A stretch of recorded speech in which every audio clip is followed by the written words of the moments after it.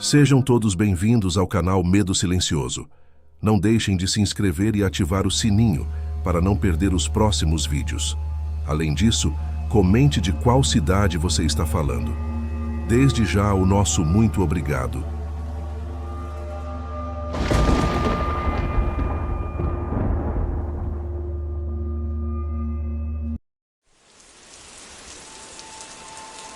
Se você gosta dos nossos vídeos e ainda não está inscrito no canal, convidamos você a fazer parte da nossa família. Não se esqueça de deixar seu like, ativar o sininho para receber todas as notificações e comentar o que acha dos nossos conteúdos. Assim, você não perde nenhuma novidade do canal. Dito isto, vamos ao vídeo. Meu nome é Sofia. Tenho 20 anos e moro atualmente no interior de São Paulo. Desde criança, sempre estive em contato com o sobrenatural e isso faz parte de quem sou. Sou grande admiradora do canal, pois aqui encontro um espaço onde me sinto compreendida, especialmente por causa da minha mediunidade, que sempre me envolveu em experiências intensas e muitas vezes perturbadoras. Agora que já me apresentei, vamos ao que interessa. Os relatos. Vou compartilhar o terrível encontro que tive com um lobisomem. Eu tinha 15 anos quando o vi pela primeira vez. Naquela época, vivia em Guapiara, no interior de São Paulo, numa região rural. Sempre tive um medo latente de lobisomens, mas na adolescência, como muitos, comecei a questionar essas histórias. Era uma quarta-feira, em plena quaresma, e cheguei em casa mais tarde do que de costume, por volta das 9 da noite. Decidi que era uma boa hora para lavar algumas roupas, quando minha mãe, visivelmente preocupada, me advertiu. Você ficou maluca? Lavar roupa a essa hora e em quaresma? Não provoque o que você não entende. Ignorei o aviso, rindo para ela. Mãe, se eu lavar e pendurar agora, amanhã já estarão secas quando voltar da escola. E quanto à quaresma, isso é superstição. O que de pior poderia acontecer? Minha mãe apenas resmungou algo incompreensível e voltou para a sala. Mas no fundo aquela advertência dela ficou ecoando na minha mente. A lavanderia ficava num espaço separado da casa, com uma porta que dava para o quintal, onde estava o varal. Quando terminei de lavar as roupas, coloquei tudo num balde, abri a porta e fui até o quintal para estender as peças. Minha cachorra estava amarrada perto da casinha dela, pois sempre aprontava durante a noite. Enquanto pendurava a última roupa, a cachorra começou a latir e rosnar desesperadamente, puxando a corrente, como se estivesse tentando alcançar algo. O olhar dela estava fixo na cerca de arame que separava nosso terreno do vizinho. Foi então que levantei os olhos e vi. Do outro lado da cerca, algo que parecia um cachorro, mas não era. Ele estava em pé sobre duas patas, com cerca de 2 metros de altura. Seu corpo era inteiramente negro, a boca aberta, revelando dentes afiados e ameaçadores. A criatura fazia um movimento estranho, como se estivesse tentando atravessar a cerca. Fiquei congelada, incapaz de acreditar no que via. Por alguns segundos, pensei que estava sonhando. Quando a realidade me atingiu, corri desesperada para dentro de casa, fechando a porta com força, com o coração batendo acelerado. Fiquei parada, encarando a porta, sem coragem de falar nada, com medo de que meu pai, que era cético, resolvesse sair para enfrentar o que estava lá fora. Mas ele notou meu pânico e antes que eu pudesse reagir, já estava do lado de fora. Sem pensar, peguei uma vassoura e fui atrás dele. Escutamos o som de algo pesado correndo. Olhei para minha cachorra, que agora estava silenciosa, mas ainda fixava o olhar na parte mais baixa do quintal, que dava para uma viela. Tremendo, observei enquanto o tempo parecia se arrastar. Quando voltamos para dentro, contei a meus pais o que havia visto. Meu pai, como esperado, não acreditou, alegando que devia ter sido apenas algum animal. Já minha mãe apenas me encarou e disse: nunca ignore os ensinamentos dos mais velhos. A partir de hoje, respeite a Quaresma. 4 anos se passaram desde aquele primeiro encontro. Agora, morando no centro da cidade, longe da zona rural, me sentia mais segura. Numa sexta-feira durante a Quaresma, passei a tarde conversando com os vizinhos sobre o sobrenatural e, meio desafiadora, comentei que não tinha mais medo, pois achava que um lobisomem jamais apareceria no centro. Naquela noite, por volta das 3 da manhã, fui acordada pelos latidos frenéticos dos cães da rua. Achei que era apenas uma briga entre eles, até ouvir os passos pesados se aproximando. Meu corpo congelou. Eu sabia o que estava vindo. O lobisomem parou numa encruzilhada próxima à minha casa e soltou um uivo horrendo, algo entre um grito e um rugido, que fez cada célula do meu corpo desejar desaparecer. Ele permaneceu ali, rosnando, e eu podia ouvir sua respiração ofegante. Peguei minha Bíblia e comecei a ler o Salmo 91 em voz baixa. Depois de mais um uivo terrível, ele se foi, correndo para a próxima encruzilhada. Tive um terceiro encontro que espero ter sido o último. Estava com uma amiga, Silmara, e alguns conhecidos, quando ouvimos um uivo vindo do cemitério. Todos ouviram. Embora não tenhamos visto nada naquela noite, o som assombroso ficou gravado em nossa memória. Desde então, nunca mais duvidei dos ensinamentos antigos. Hoje, respeito as crenças populares com o devido cuidado. Meu nome é Gael, atualmente tenho 51 anos e trabalho como jardineiro e paisagista. Mas o que vou compartilhar com você aconteceu quando eu tinha por volta de 23 anos e estava envolvido com teatro. Tudo começou em uma semana estranha, na qual fui acordado repetidas vezes durante a madrugada por uivos vindos do bairro Pauliceia. Mas não eram uivos comuns. Eram intensos, altos e perturbadores, uma mistura assustadora entre o uivo de um lobo e o rugido de uma fera. A cada vez que esses sons ecoavam, os cachorros do bairro enlouqueciam, latindo descontroladamente. Em um determinado dia, decidi ligar para a diretora Maria para acertar os horários dos ensaios da semana seguinte. Como ela morava no outro lado da Vila Pauliceia, aproveitei para perguntar se ela também estava ouvindo aqueles uivos. Para minha surpresa, ela não só os ouvia, como também confessou sentir uma sensação muito ruim sempre que os escutava. Após essa conversa, os uivos pararam por alguns dias. Finalmente, chegou o dia do nosso primeiro ensaio. Atravessando a Vila Pauliceia, cheguei ao local combinado, que era o saguão de uma igreja. Eram por volta de 8 horas da noite e ensaiamos até as 2 da manhã. Naquele tempo, andar pelas ruas de madrugada não era perigoso. Então, quando o ensaio terminou, eu comecei minha caminhada de volta para casa, relaxado e satisfeito, já que o ensaio tinha sido muito produtivo. No caminho, ao passar pela calçada de uma escola, algo me chamou a atenção. Na esquina oposta, do outro lado da rua, havia um homem de terno bege sentado na guia da calçada, com uma maleta preta ao seu lado. Ele estava curvado, com as mãos cobrindo o rosto, como se estivesse passando mal. O que me intrigou foi que algo em suas costas parecia se mexer, fazendo o tecido do terno ondular de forma estranha. Minha primeira reação foi pensar que ele estava tendo algum tipo de convulsão. Decidi contornar o local, mantendo uma distância segura, e parei do outro lado da rua, de frente para ele. Perguntei se ele estava bem, se precisava de ajuda, ou se queria que eu chamasse uma ambulância. De repente, ele tirou as mãos do rosto e levantou a cabeça para me encarar. Foi nesse momento que me arrependi de não ter seguido meu caminho. O que vi não era um homem comum.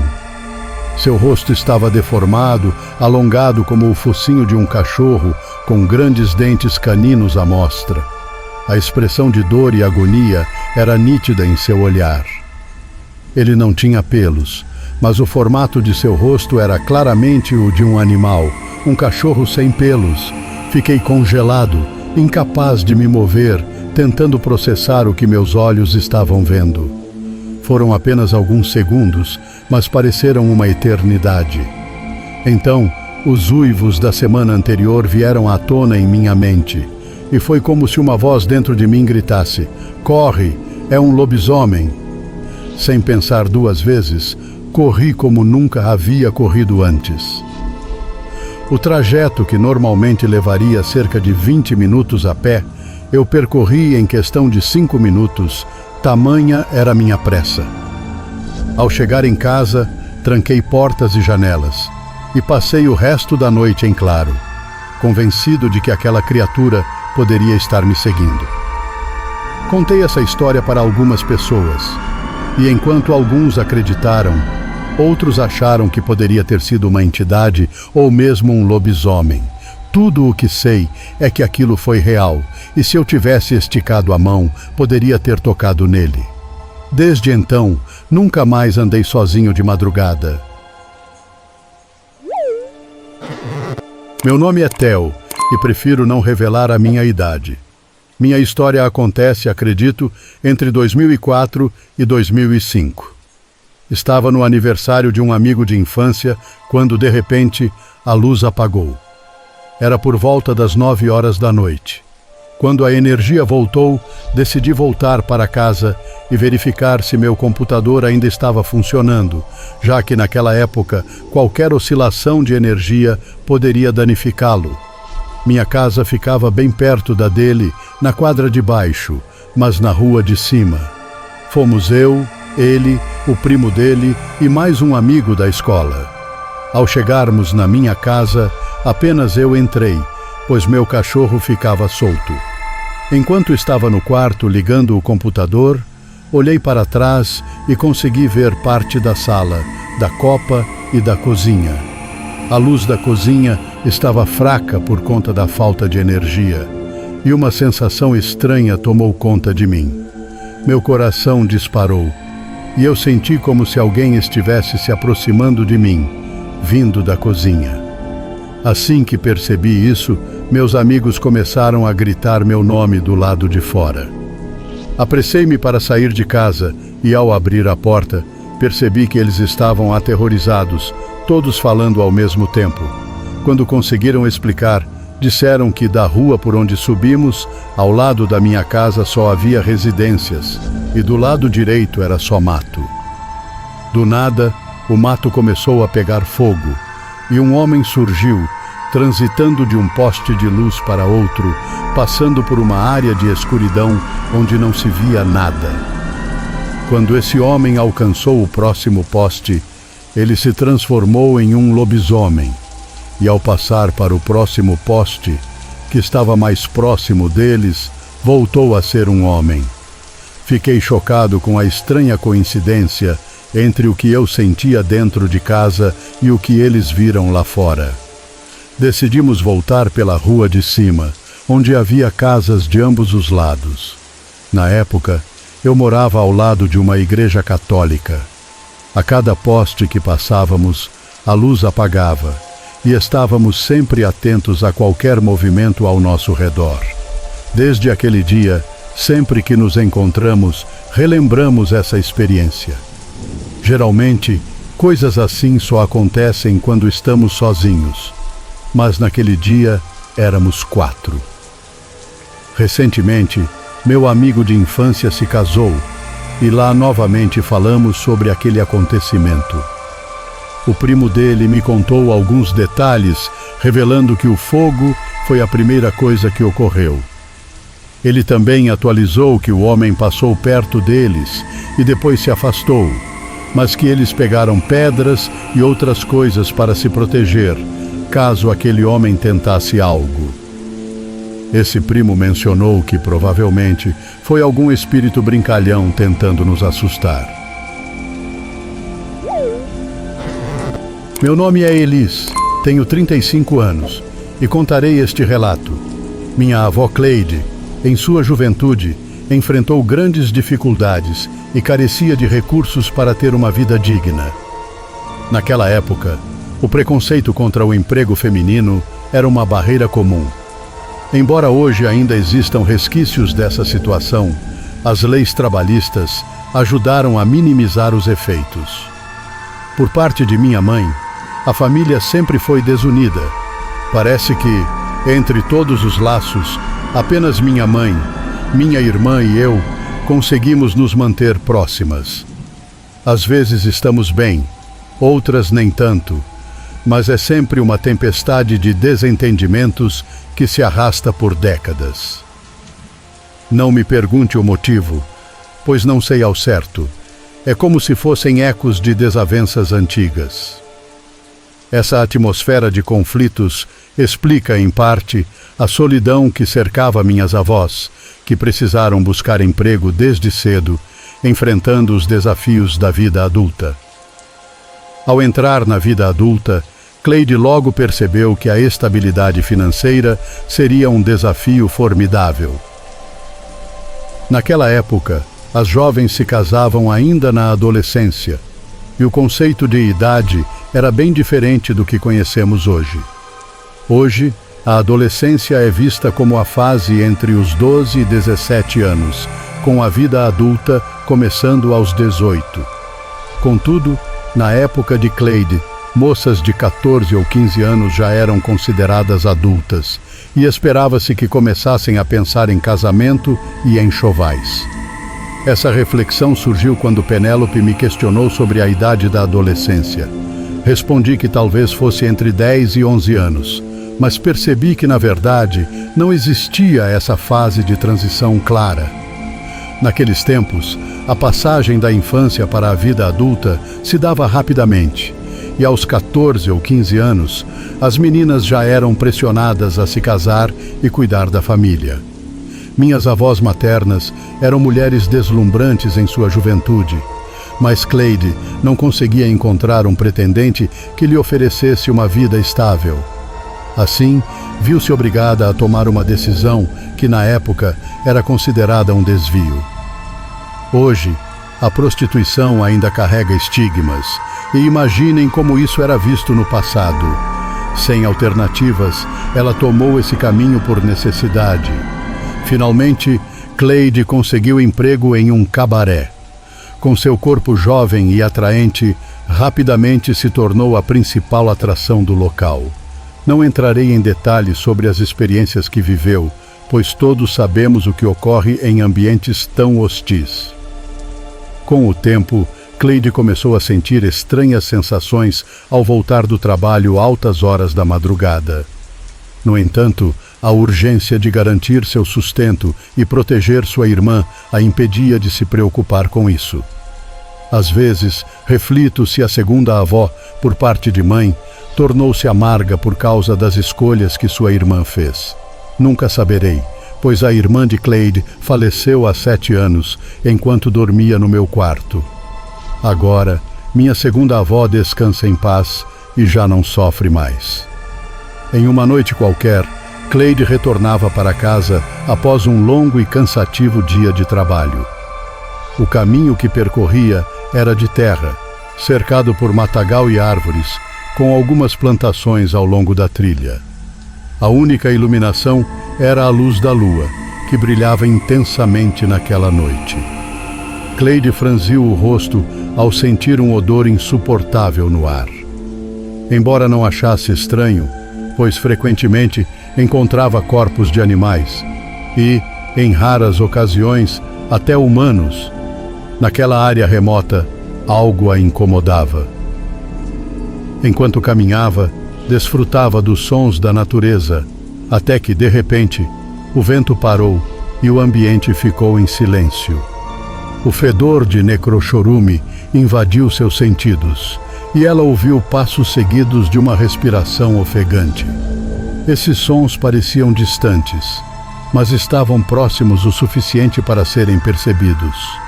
Ao olhar para trás, avistou um homem completamente nu, a cerca de 20 metros de distância. Cleide pensou que era mais um homem tentando se aproveitar dela e gritou: "Volte amanhã, porque já encerrei por hoje." O homem, no entanto, desapareceu na mata, e ela prosseguiu seu caminho, mas o mau cheiro voltou a atormentar suas narinas. Ao olhar para trás novamente, avistou um cachorro enorme, que ela descrevia como maior que um bezerro, com patas dianteiras menores que as traseiras. O cheiro vinha daquele ser. Assustada, acelerou o passo. Quando finalmente olhou para trás outra vez, encontrou o homem nu a encarando novamente. Cleide começou a correr, sentindo como se a estrada de terra não tivesse fim. Durante a corrida, olhava para trás, ora via o cachorro, ora o homem, e em outros momentos não havia ninguém. O ser parecia brincar com ela, pois se quisesse, poderia tê-la destruído naquela estrada. Na última vez que Cleide olhou para trás, não havia ninguém. Aliviada, parou para recuperar o fôlego e continuou seu caminho com passos largos. Então, na mata, ouviu uma gargalhada horrenda. Sem forças para correr, parou, rezou e pediu proteção a Deus. De repente, o barulho do vento nas árvores e folhas voltou, e Cleide pôde ouvir novamente os grilos e as corujas, como se nada tivesse ocorrido. E eu me pergunto se minha avó não tivesse orado.